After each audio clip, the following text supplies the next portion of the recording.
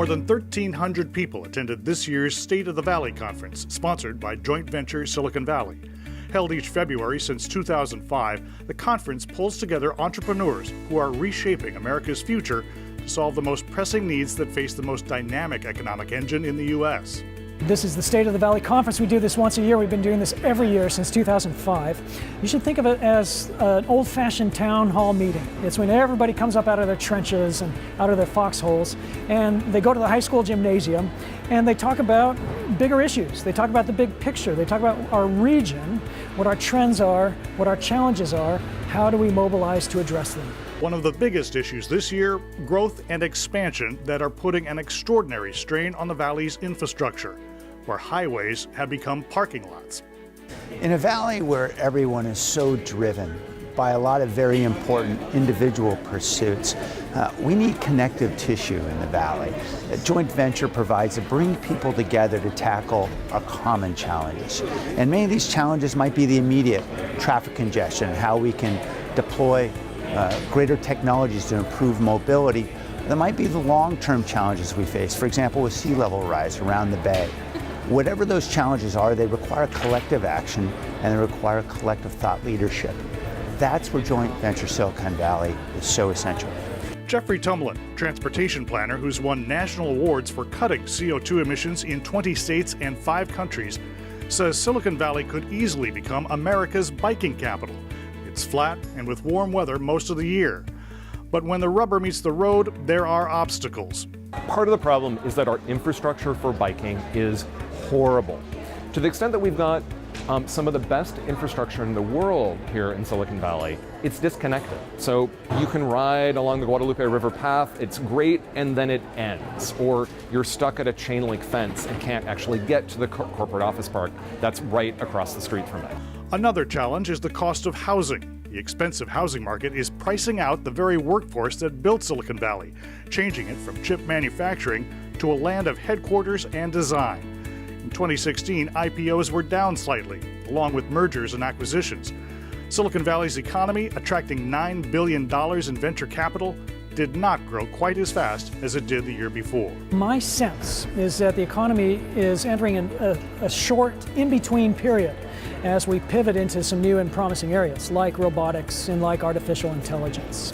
It's clear that the internet was fueling the last wave of innovation and entrepreneurship, and so we got from that social media and the new sharing economy, internet-based commerce, through the force of data, and especially big data, and leveraging the power of data analytics to solve some big, complex problems. So that's where the economy seems to be headed.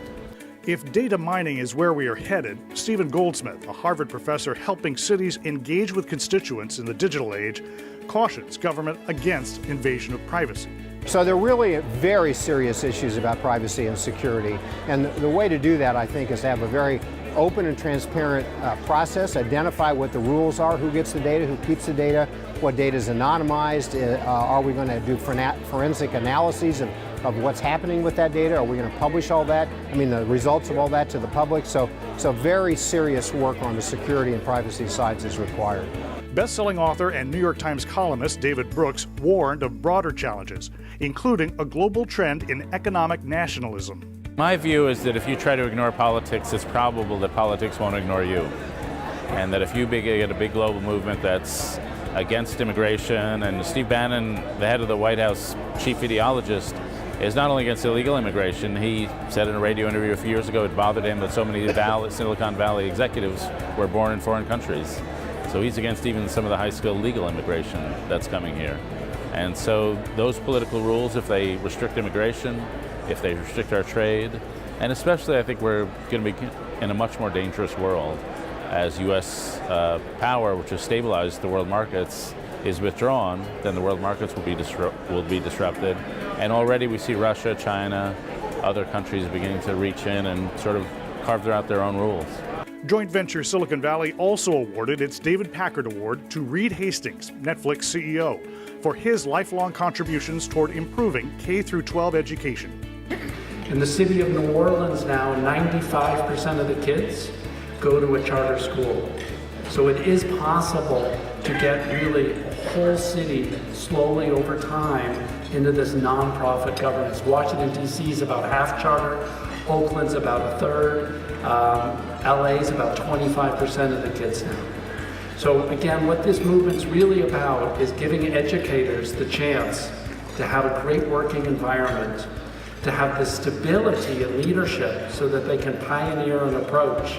The issues that Silicon Valley face will not be solved overnight, yet, as one example, with the median home price in Silicon Valley more than 5 times the national average, it is clear this region must pull together to find answers that may be applied elsewhere soon.